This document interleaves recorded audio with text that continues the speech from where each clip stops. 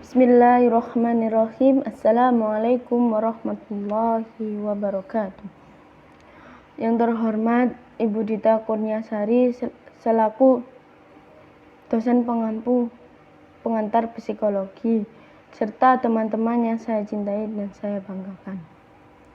Puji syukur kita haturkan kepada Allah SWT dan tak lupa sholawat serta salam senantiasa tercurahkan kepada junjungan kita Nabi besar Nabi Muhammad sallallahu alaihi wasallam yang telah membawa kita dari zaman kegelapan menuju zaman yang terang benderang, yakni ad-dinul Islam wal iman. Saya Fazra Nabila. Pada pagi hari ini saya akan mempresentasikan mata kuliah pengantar psikologi yang berjudul Berpikir dan inteligensi.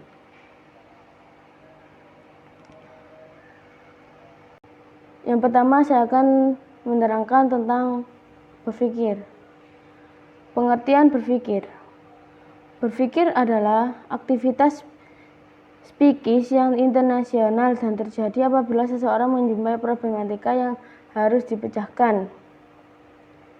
Dalam arti berpikir merupakan daya jiwa kita yang dapat meletakkan hubungan-hubungan antara ketahuan kita dan hubungan-hubungan yang dapat terjadi, antara lain hubungan sebab, hubungan tempat, hubungan waktu, dan hubungan perbandingan.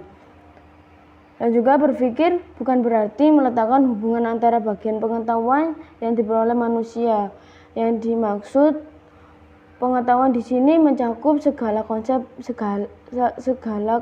gagasan, dan pengertian yang telah dimiliki atau yang telah diperoleh oleh manusia.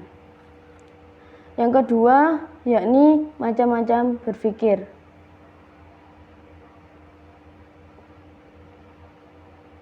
Macam-macam berpikir dalam garis besar ada dua macam, yakni pertama berpikir autistik atau melamun. Dengan berpikir autistik, orang melarikan diri dari kenyataan dan melihat hidup sebagai gambaran-gambaran fantastis. Misalnya adik kita yang sedang berhayal menjadi Superman, terus adik kita yang perempuan berhayal bermain menjadi seperti putri salju. Dan yang kedua yakni berpikir realistis atau nalar. Berpikir dalam rangka menyesuaikan diri dari dunia nyata.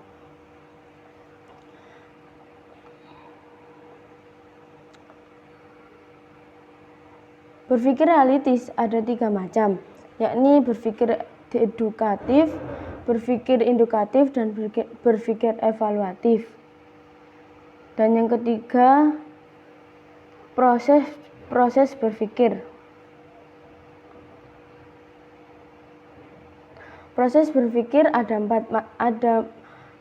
proses berpikir secara berturut-turut dapat diuraikan menjadi 4 bagian. Yang pertama, menetapkan masalah. Yang kedua, menimbang-nimbang hal yang relevan. Yang ketiga, merumuskan hipotesis atau dugaan. Yang keempat adalah verifikasi atau melakukan pengecekan. Yang keempat adalah tingkat-tingkat berpikir manusia. Menurut Verheyen, salah satu seorang ahli Jerman, dari hasil penyelidikan menyimpulkan bahwa tingkatan-tingkatan berpikir manusia ada 3 macam, yakni tingkatan konkret, tingkatan sistematik, dan tingkatan abstrak. Tingkatan konkret yaitu berpikir melalui bayangan-bayangan tanggapan khusus yang terjadi. Yang kedua, tingkatan sistematik, yaitu tingkatan di mana bayangan-bayangan atau tanggapan tidak lagi begitu konkret. Yang ketiga, tingkatan abstrak. Tingkatan abstrak yaitu tingkatan di mana orang yang menggunakan pengertian yang terbagi atas golongan-golongan. Misalnya dalam proses berpikirnya, orang tidak lagi membayangkan benda-benda lainnya. Yang kelima, bentuk-bentuk berpikir.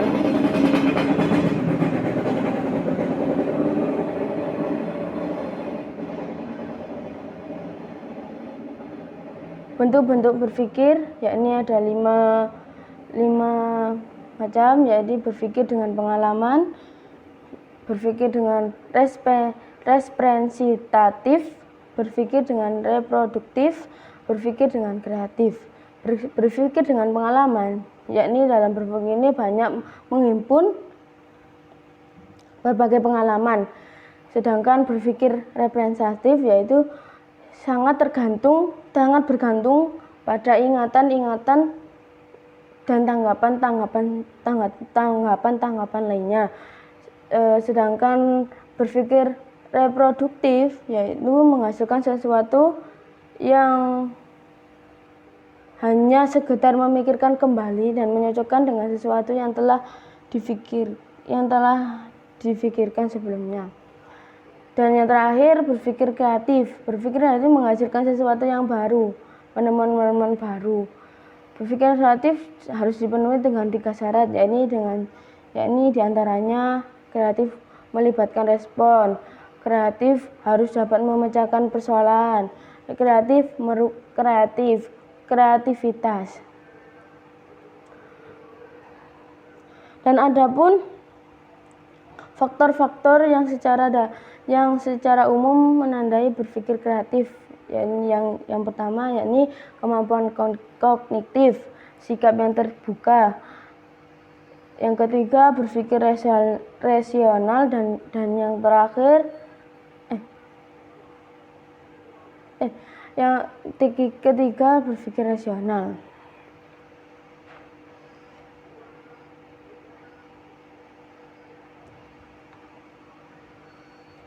Yang keenam yaitu fungsi berpikir. Fungsi berpikir ini ada 3 macam, yakni membentuk pengertian, membentuk pendapat atau opini, membentuk kesimpulan. Membentuk pengertian dapat diartikan sebagai suatu perbuatan atau suatu proses berpikir dengan memanfaatkan isi ingatan. Seperti pengertian dapat dibedakan menjadi 2, yaitu pengertian empiris dan pengertian logis.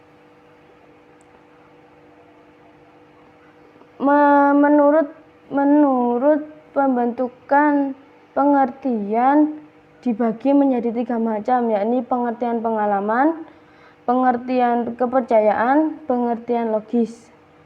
Dan yang kedua adalah membentuk pendapat opini. Dapat diartikan dengan hasil pekerjaan diri dalam meletakkan hubungan atau tanggapan yang satu dengan yang lain. Yang ketiga, membentuk kesimpulan. Membentuk kesimpulan dapat diartikan sebagai bentuk pendapat yang berdasarkan atas pendapat-pendapat lainnya yang sudah ada. Dan yang terakhir yakni gangguan berpikir. Gangguan berpikir. Gangguan berpikir ada menimbulkan penyelewengan berpikir antara lainnya. Yang pertama, oligoprenia, tua kecerdasan. Yang kedua, imbesia, dugu. Yang ketiga, debita, nolol moron, lemah kemampuan. Yang keempat, demensi. Yang kelima, delusia. Dan yang terakhir, opsi pengepungan.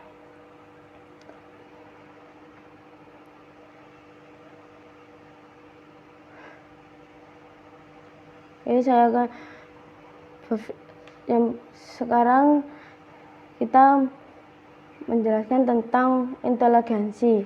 Yang pertama adalah pengertian inteligensi. Pengertian inteligensi merupakan kemampuan mental individu yang ditunjukkan melalui kualitas kecepatan dan keberhasilan dalam bertindak, berbuat, atau memecahkan masalah yang ada dihadapinya. Inteligensi bagi manusia yakni berfungsi untuk menyesuaikan diri secara mental terhadap lingkungan yang dihadapi. Yang kedua yakni menjelaskan tentang multi inteligensi dan karakteristiknya. Seorang filsuf, Prof. Robert Ornstein dari Universitas California meneliti tentang proses otak dan sifat fisiknya.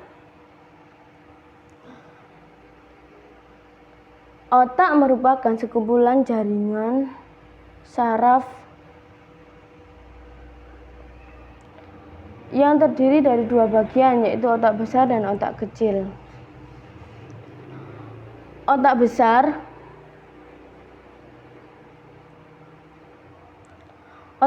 terdiri dari dua belahan, yaitu belahan kiri dan belahan kanan. Kedua belahan tersebut dihubungkan oleh jari serabut saraf. Ia menunjukkan bahwa otak manusia memiliki kemampuan yang jauh lebih besar daripada yang kita bayangkan. Selanjutnya, karakteristik dari multiple dan inteligensi karakteristik. Yang pertama, inteligensi berbahasa. Yang kedua, inteligensi logis matematis. Yang ketiga, inteligensi visual spasial. Yang keempat, inteligensi musikal. Yang kelima, inteligensi kinestetik tubuh. Yang keenam, inteligensi intrapersonal. Yang ketujuh, inteligensi interpersonal. Yang kedelapan, inteligensi natural. Ini termasuk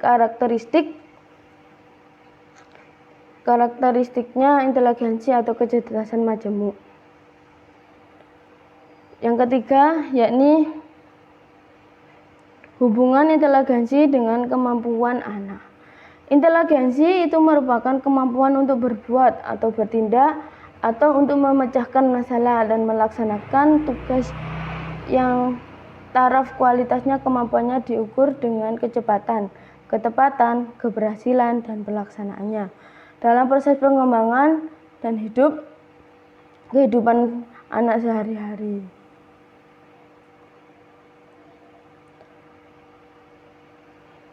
Tanpa adanya kemampuan dan dalam melaksanakan aktivitas-aktivitas dan dalam menyelesaikan masalah-masalah pada umumnya anak. Jadi, inteligensi sebagai suatu kemampuan bukan hanya dapat diwujudkan setelah manusia menjadi dewasa atau setelah potensi inteligensi berkembang saja. Akan tetapi, kemampuan inteligensi tersebut juga dapat difungsikan pada taraf kehidupan dan perkembangan yang lebih, yaitu pada masa anak semenjak bayi mengalami proses perkembangan. Tingkatan inteligensi si anak akan mempengaruhi tingkatan kemampuan anak melaksanakan dan menjalankan tugas. Tingkatan inteligensi anak juga mempengaruhi tempo dan taraf kualitas penyelesaian masalah tugas.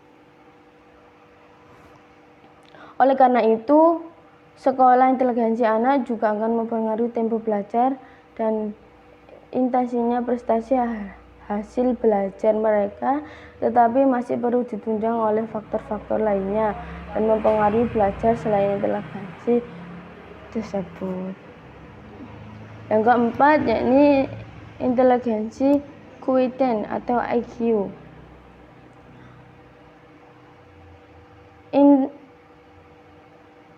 Orang seringkali menyamakan arti inteligensi dengan IQ, padahal kedua istilah itu mempunyai perbedaan arti yang sangat mendasar. Arti inteligensi kemampuan untuk bertindak secara terarah, berpikir secara rasional, dan menghadapi lingkungan secara efektif. Sedangkan IQ atau tingkatan dari inteligensi, ini adalah skor yang diperoleh dari sebuah alat tes kecerdasan. Dengan demikian, IQ ini juga memberikan sedikit indikasi mengetahui taraf kecerdasan seseorang dan tidak menggambarkan kecerdasan seseorang secara keseluruhan.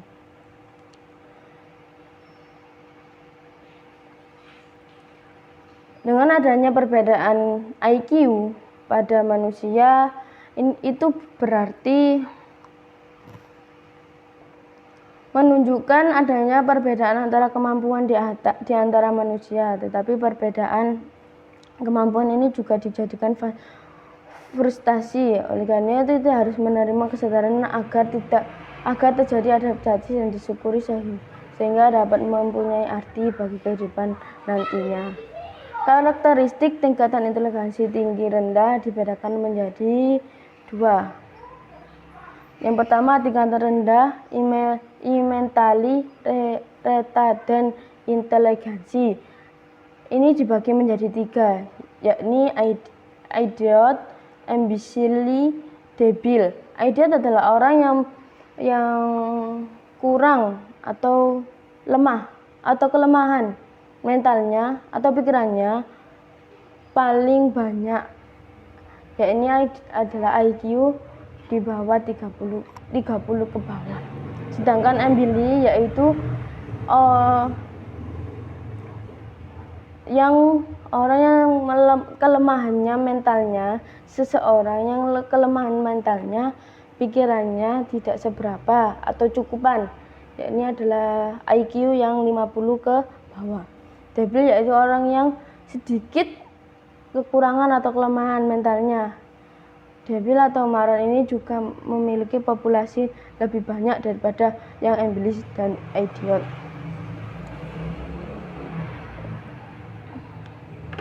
Karakteristik inteligensi rendah atau lemah diperkirakan di atas adalah idiot. Yang pertama adalah idiot.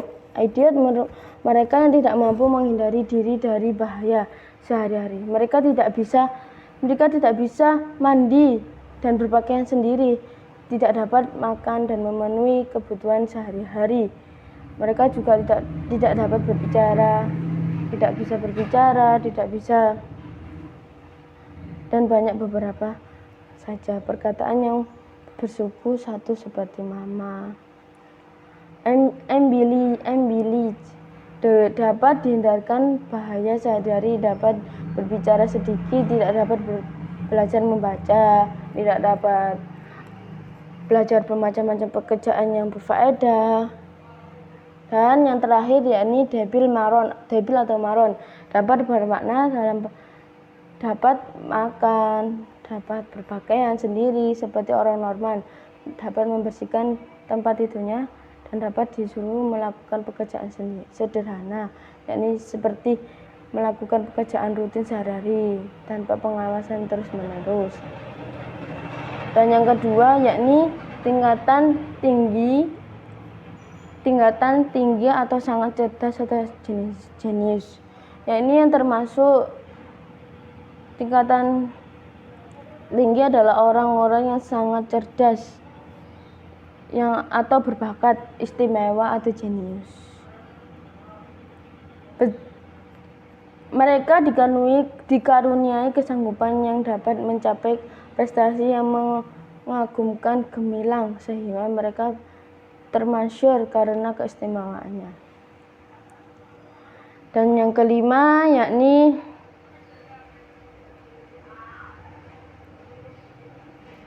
faktor-faktor pembentukan atau pengembangan inteligensi.